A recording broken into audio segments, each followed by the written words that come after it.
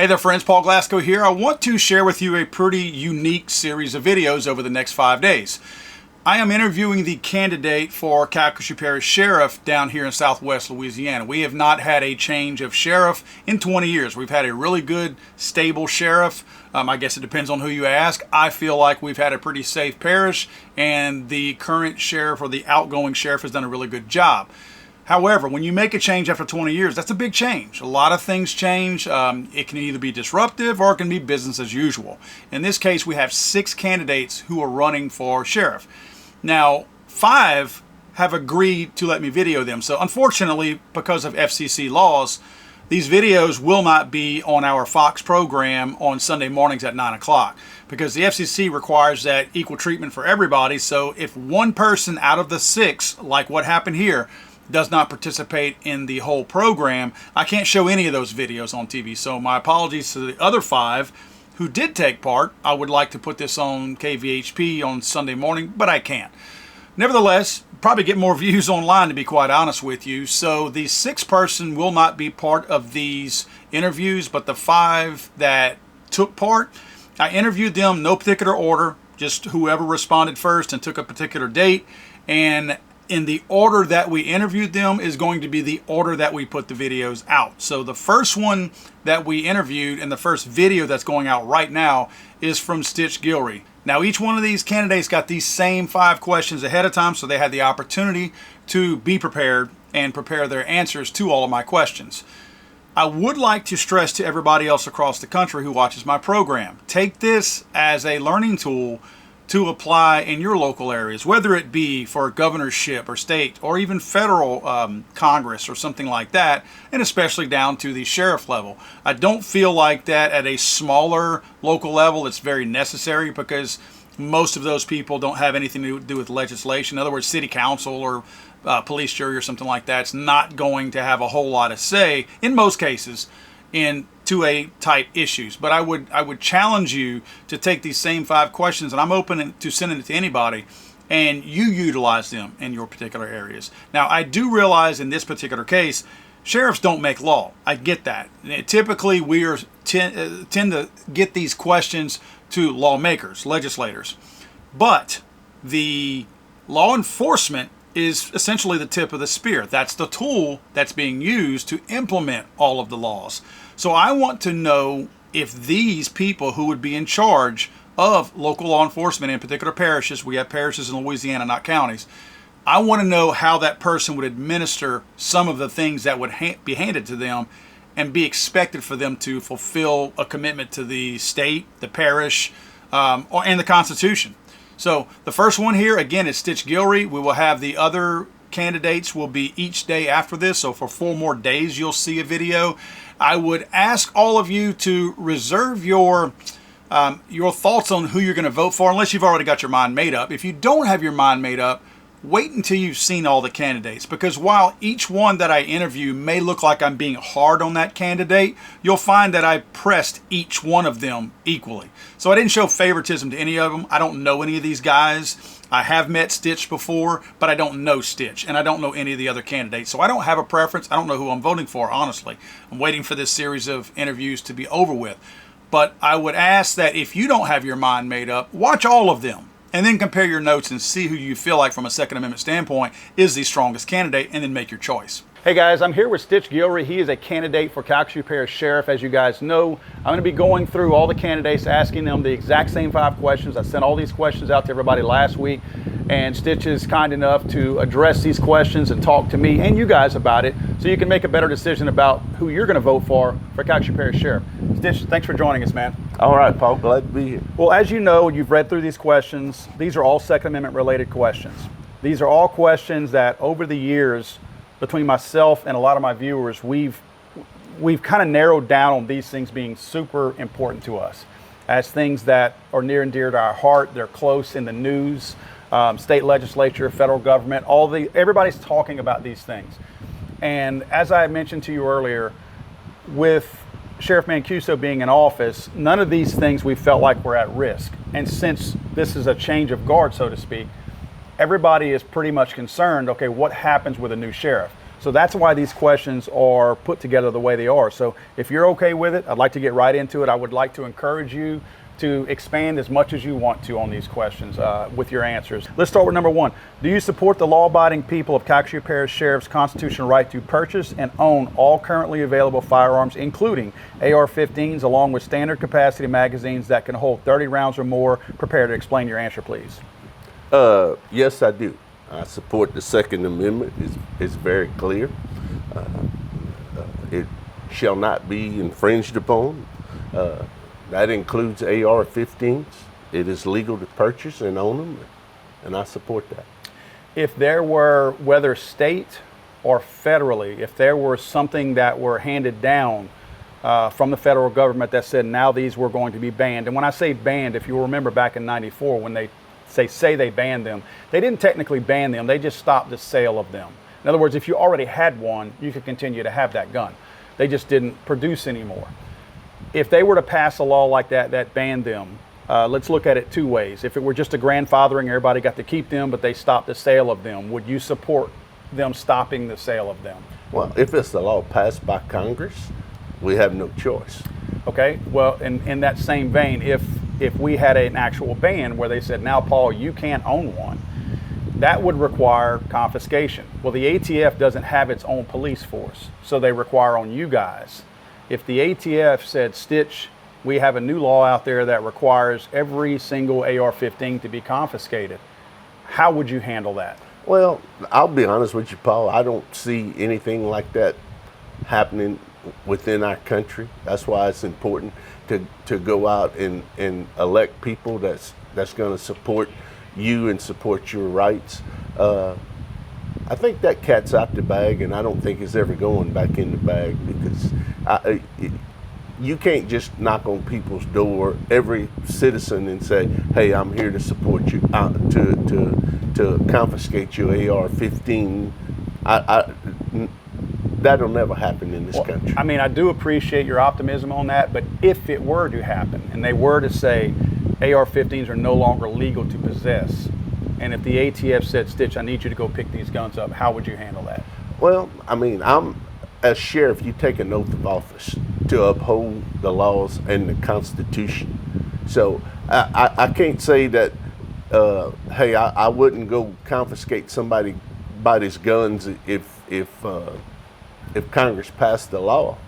As sheriff, it's my duty and my responsibility to enforce the laws and the Constitution. I really don't think that's possible. I mean, I'm a gun owner. I wouldn't want nobody coming to my house to confiscate my guns. You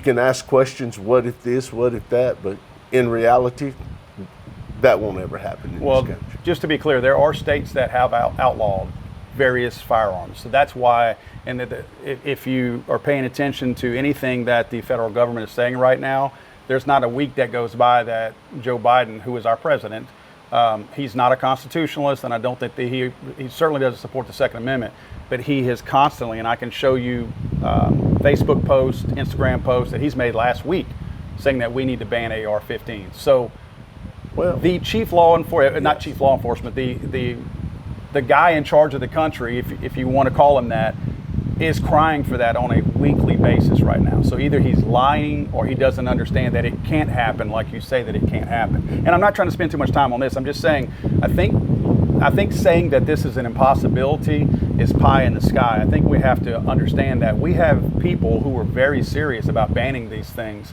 and the general public, they do want to know this answer. They want to know what are each candidate's mind, where do their minds go whenever it comes to a ban coming down. And we're going to address this a little bit later on in the interview questions, but we also have to understand that the Second Amendment is what comes first. In other words, you say that we have laws and the Constitution. Well, we have the Constitution, and the laws come out of that. So the Constitution comes first. So if it's a violation of the Second Amendment, I want to make sure that we understand that you can break a law.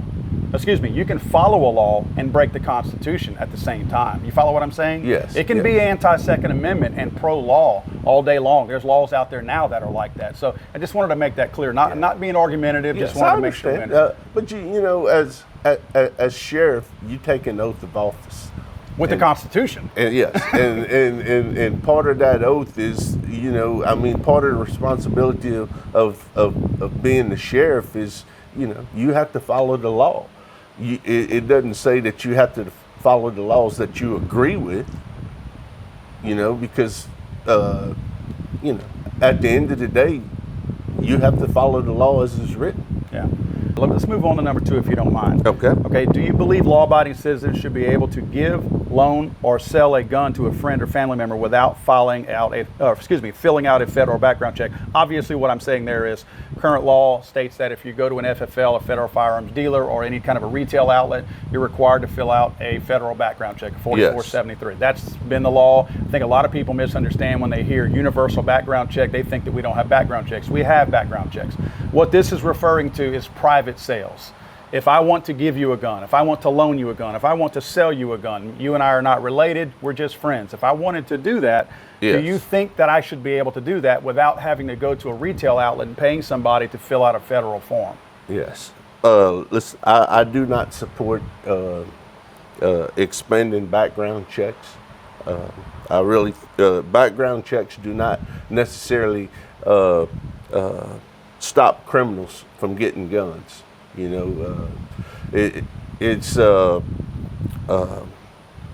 Most criminals either get stolen weapons, get guns illegally.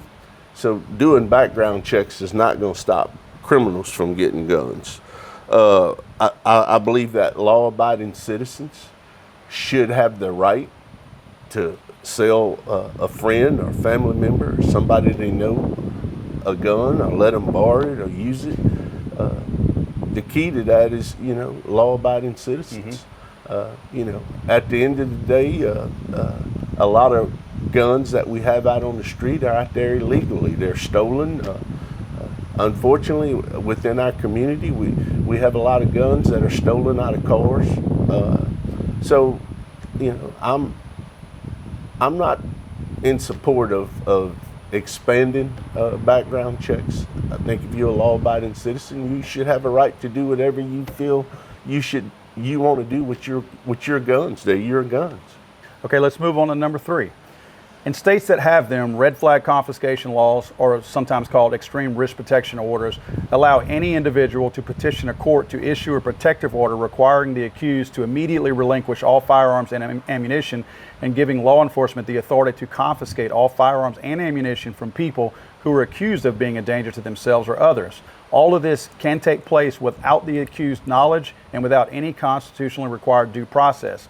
If Louisiana were to implement a red flag confiscation law, would you as sheriff enforce it? And as a real quick add to that, this is every year there is he's a senator now, but he was a representative out of the Chalmette area, I believe, New Orleans area. He has put forth a red flag confiscation law that is a copy and paste of all the other ones that you might have seen out there. So it's word for word everything else that everybody else is talking about.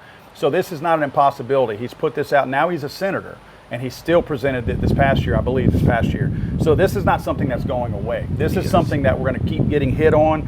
In fact, the federal government now has labeled or earmarked a lot of money out there as grant money. I call it bribe money, to get people like you, if you're sheriff, to get people like you to implement red flag gun laws. In other words, they realize it's unconstitutional at the federal level, so they're hoping they can give you enough money to do it at the local level. Would you enforce, or would you be in favor of any type of red flag gun law? Well, I have some serious problems with the red flag law. It can be broad. I mean, red flag laws are really broad, which could lead to possible abuse. I think you have to look at it on a case-by-case basis. In a case where, we have a suspect that we think that may go do a school shooting. I think we follow up on that and do what we need to do for the safety of our community. There are some cases where red flag laws could be abused. You have a case where, say you have a veteran that served our country and he may have PTSD.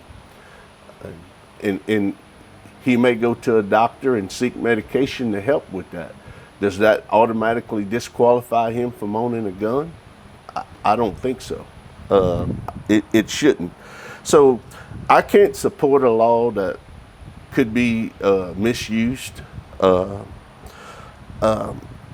would have to see the exact law and see what it says and decide whether or not I'm in support of that law.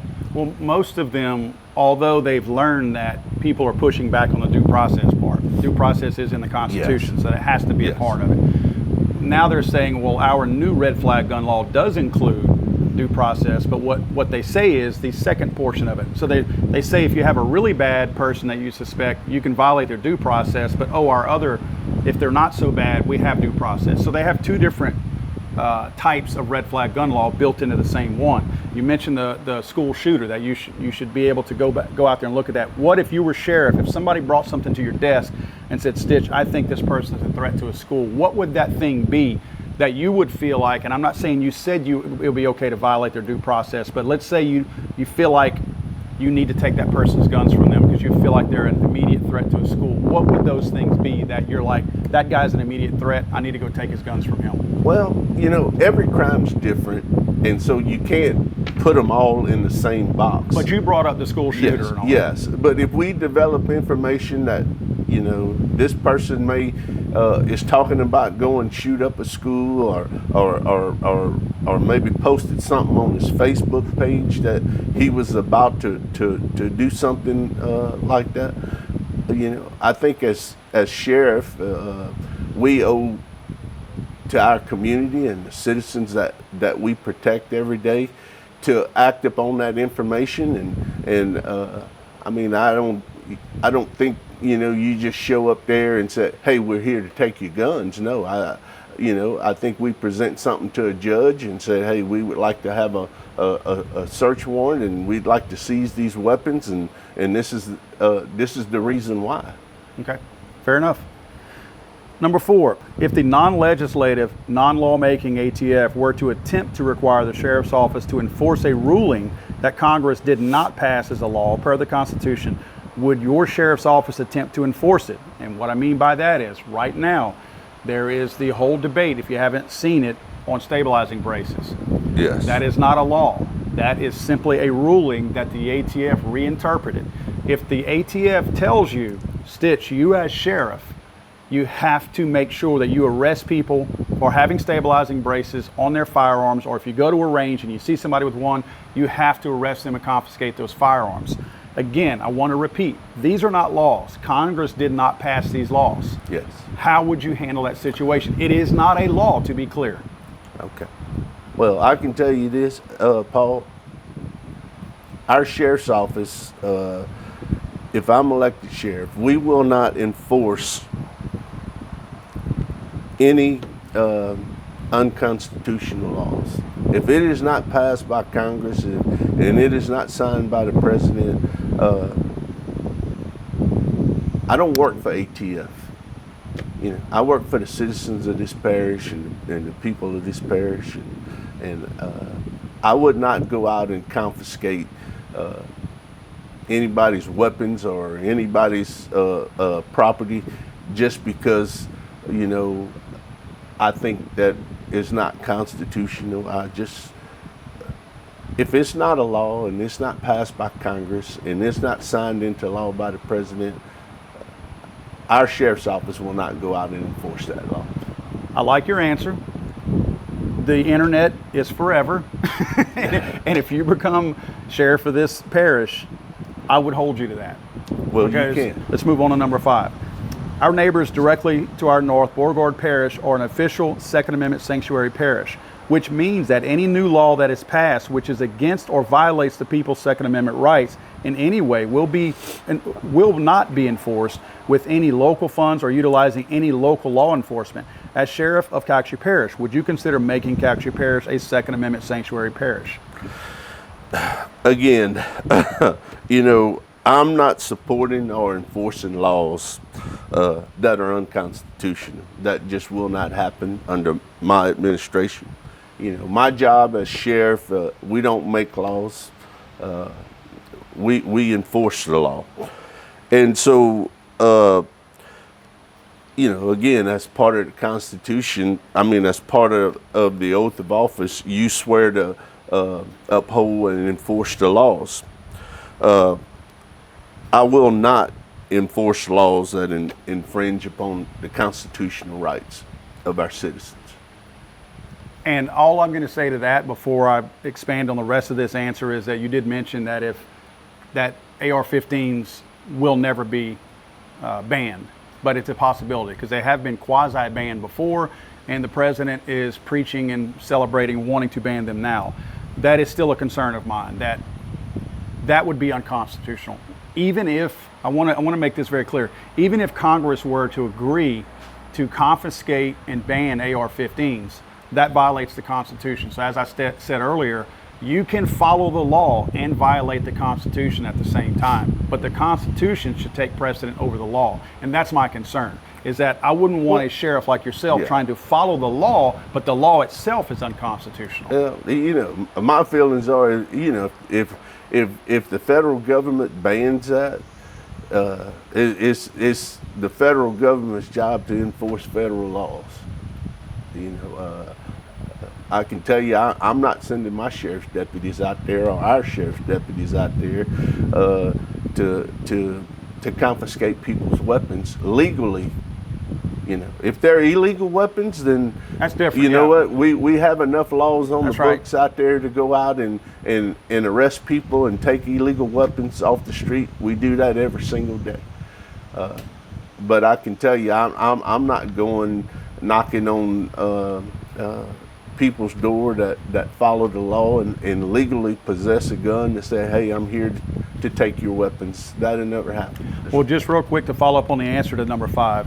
Beauregard Parish implemented this Second Amendment sanctuary, I believe, in 2021. So this is a new thing that's happened. In other words, it's not some old archaic law that's been in place. This is very, very new. Now, the sheriff can't implement that. That's right. The police jury is who implemented that, but the sheriff can be a critical part in that by saying our parish should be a Second Amendment sanctuary parish. Would you consider being a part of that and supporting the parish being a Second Amendment sanctuary parish?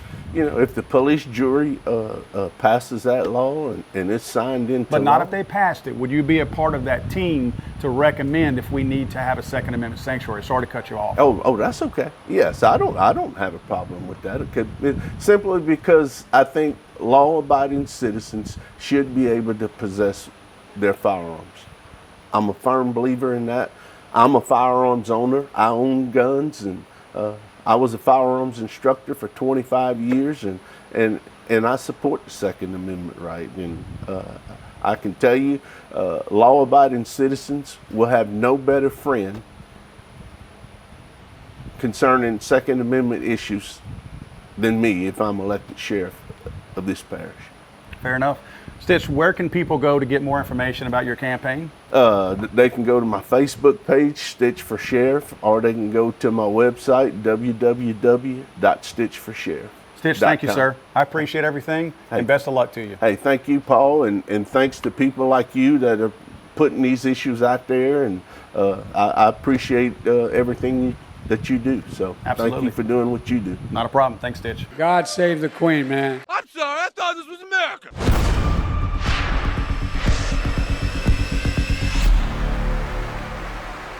He's over!